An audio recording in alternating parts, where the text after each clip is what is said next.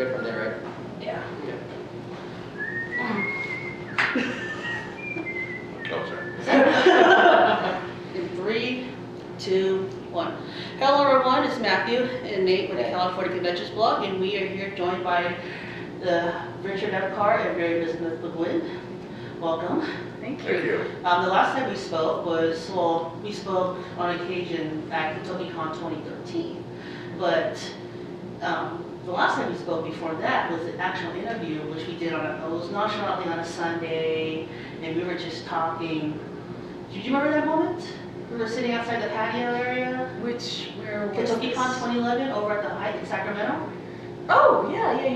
I do actually. Oh, yeah, I remember that too. remember that? Yeah, we were out by the pool, right? Yeah, out in the pool. Yeah, that was cool, I remember that. Yeah, That's so a it's good like, interview. it feels like that all over again, but this time. There's no pool. There's no pool, but we're in Las It's Vegas. dark. These We're fabulous all lights Vegas. are. I don't think it's expensive. These lights that we have up The here. pool's closed, that sucks. Oh, yeah, or the Bali's, the pool's closed. It's closed over here too. Yeah, so since then, a lot has happened. Of course, you were in the Joker for Injustice, which won Yes. Game of the Year. It did. How do you feel about it? I'm thrilled, absolutely thrilled, and you know, I have kind of a history of filling in parts for people that have been doing it a while. So I stepped in for Mark Hamill and originally in Mortal Kombat versus DC Universe, and you know, and that was tough to step in for somebody who's been doing it a long time and has a huge fan base. So you know, you do your best and you give it your best shot and hope for the best. And I had a lot of people who really liked it, and I had some people who were disappointed Mark wasn't in it. But in this next one that we did, Injustice, I got a lot of great response. So I was very, very happy about that. And hopefully there'll be more. I'm actually working on another game as the Joker. I can't talk about that, unfortunately. Okay. But I'm really excited to be doing him. He's a great character, and I hope I can do him, you know, for many, many more games and animated series and all kinds of stuff. It'd be great. Did you ever get contacted by Mr. Hamill? No, I worked with Mark on Shadow Chronicles, Okay. the Robotech film that we did, because I co-directed that as well. And so we worked on that, but I wasn't doing the Joker at the time, so we had. I guess I mean, did you get a response from him when did Mr. Hamill say about your role as the Joker after you replaced him? No, Say we anything? never. Like, hey, congratulations on. I'm sure I'll bump into him at some point, and maybe it'll come up. I don't know. You know, I don't know. I'm not really sure. There's so many. I mean, Kevin Michael Richardson played the Joker. Yeah, there's a bunch of people who did it. So I don't know. It's been a long history for the Joker. Last was Mark Hamill, now you're taking over his spot right now. Well, you know, for when they hire me, I'm taking over the spot. You know, man, who knows? You know, but yeah. No, as for you, Ms. McGlynn, I'm trying to remember if you did anything between 2011 and 2014. Do you have charity? Where were you? No, It's so hard to talk to Basket Joker and Injustice. Thank you. There's a new, well, just voice acting.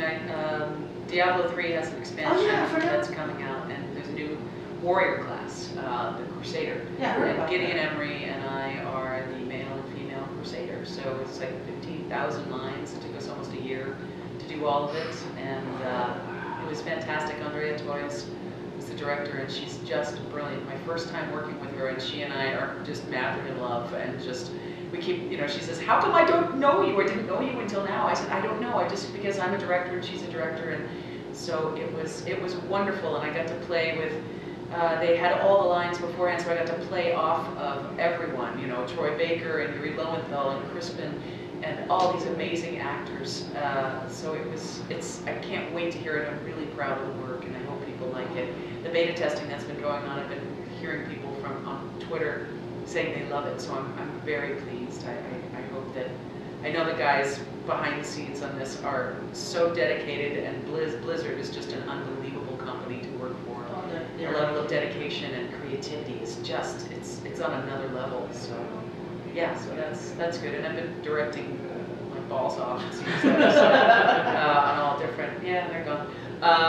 So many different shows. I sincerely hope so. At least you're just completely busy right now. So yeah, I've been really busy and just so grateful to be there. It's like you're on a break right now, considering that you're in Vegas. I know. Fans and all. I know, it's a good great. break for you. It's really nice. I mean, it's wonderful to come to conventions, especially Otakon, because they run such a tight ship, and it's such a professional experience to come out here, and they treat us so well. But it's also, we get to interact with the fans, and and people who love the shows as much as I do. You know, I'm such a huge Naruto fan, and for years I have been, and it's great to be able to talk to people about Naruto or Cowboy Bebop or stuff that I've worked on in the past or stuff I'm working on now, you know, Tenkai Nights or whatever. It's really Or Ghost in the wonderful. Shell, let's not Ghost in forget the that. Shell, Ghost in the Shell, yeah. of course. You know that? I think so. I think so. Now, speaking of Ghost in the Shell, we've known about Arise, the prequel to it, and I've been hearing a lot of people have been wanting you to reprise your roles as Major Makoto Kusanagi in Bato. Have you heard anything about that yet, or something No, you just can't it's- talk? You can't talk about Well, that at it's all? you know, it's in Texas right now, I think, with Funimation, and I don't know if they know what they're going to do with it yet. To tell you the truth, the problem with it is as you said, it's a prequel, so the characters are younger. But I'm sure we could certainly do that. I know a lot of the fans would be very disappointed if we don't do those voices in this show. So we'll And see. it's not like Teen Titans, it's not like teenage versions of these No, guys, they're just a little younger. Yes, yeah, no big deal. so maybe we'll look at, and if not, I mean, I trust Mike McFarlane and Chris Sabat and all those guys at Funimation. If for some reason we're not a part of it, I know it'll be amazing, Yeah, they'll do regardless, but it would be really nice to be It a won't part be of as it. good, but No, somehow don't people say will so. muddle through Yes. and Yeah. go beyond. I just worked on something I'm very excited about that I want to talk about real quick, Okay. is Arkham Origins, which I just co-directed and do 3 characters in that as well. Oh. Not the Joker, because once again, it was a prequel and all these characters were in their 20s. But it was a great thing to work on. It's a huge game, and so that was fun. I worked on that for quite a while, so that was very cool. We got to shoot it on an order spot, and it was very fun to work on That's that. good. Yeah. Did you have a question? Yeah, I do have a question for Mary, actually. Sure. Mary, you have voiced in Persona 4 the animation as Naruto Shirogane, if I Yeah. remember. Yeah. But in the games, you were credited as a voice actress for Naruto Shirogane at all in the games. So would you reprise it? Would you ever think about, going back, playing, doing voice acting for Persona 4, the animation, Yeah. or Persona 4 Golden or Persona 4 Arena to be Naruto Shirogane? I mean, wouldn't you? Well, if they redo it, I mean, I forget the name of the character that I played in the series.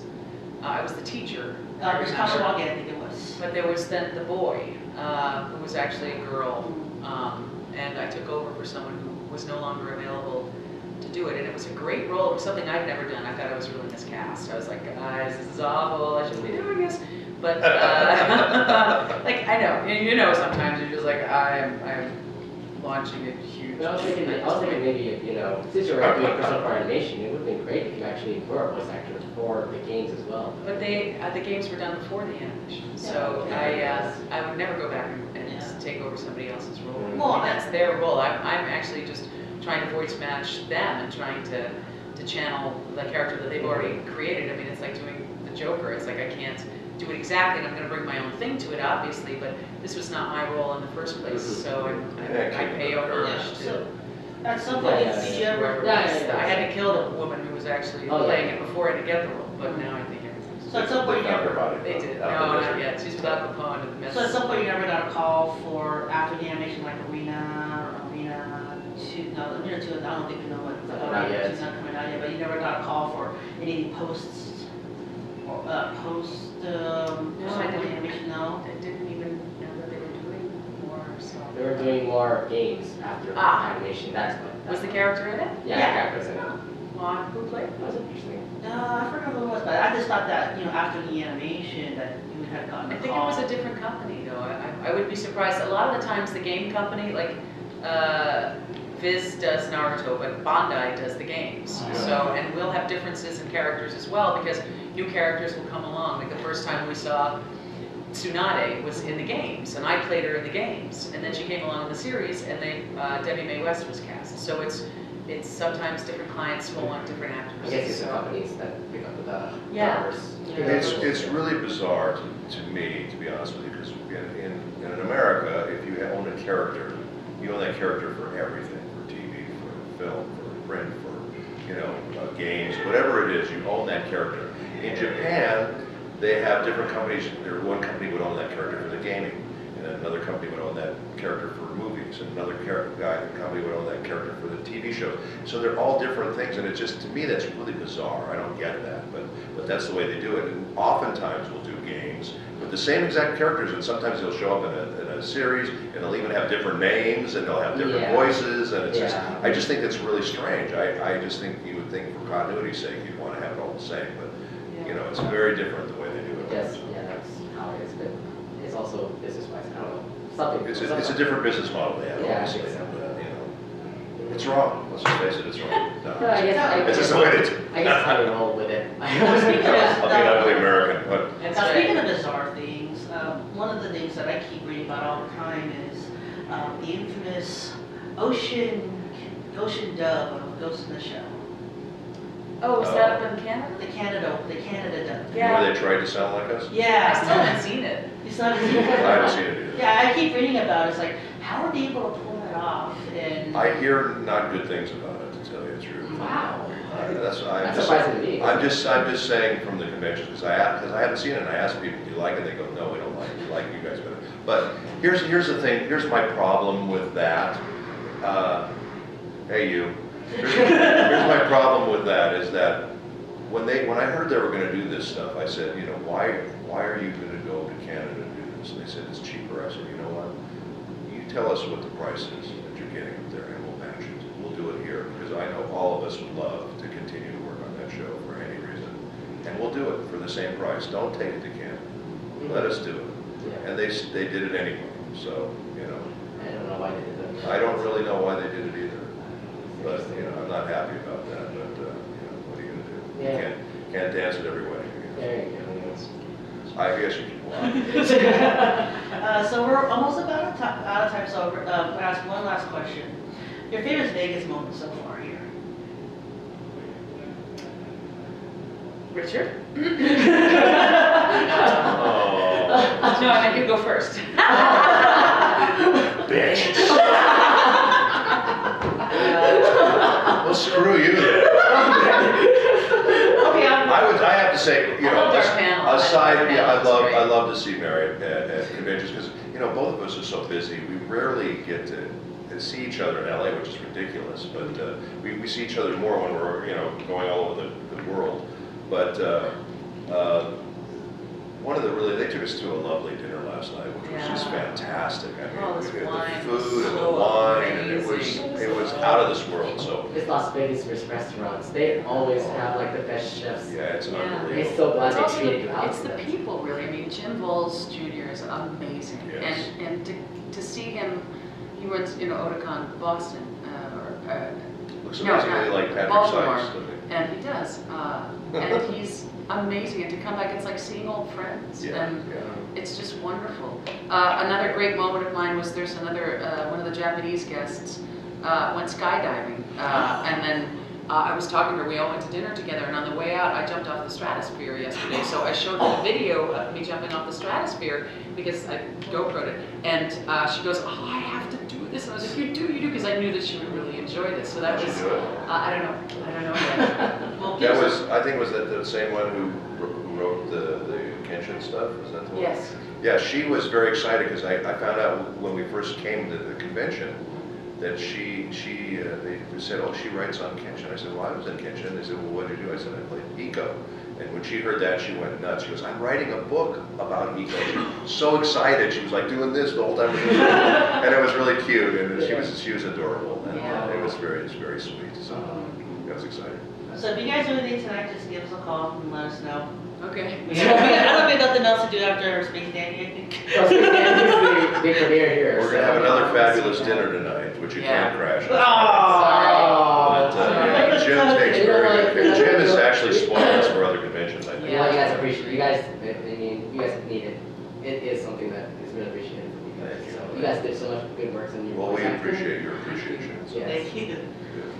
thank you All right, guys very thanks, much. you guys. Good seeing you Thank again. All the best. Nice seeing you. Nice to see you. Thank you so You're much. welcome. Nice to see you as well. Nice to see you. Yes, yes. Love your glasses. Yeah, they're pretty Never cool. seen orange glasses before, I guess. Well, not with the, and then the orange, you know, the headphones. Yeah, The oranges.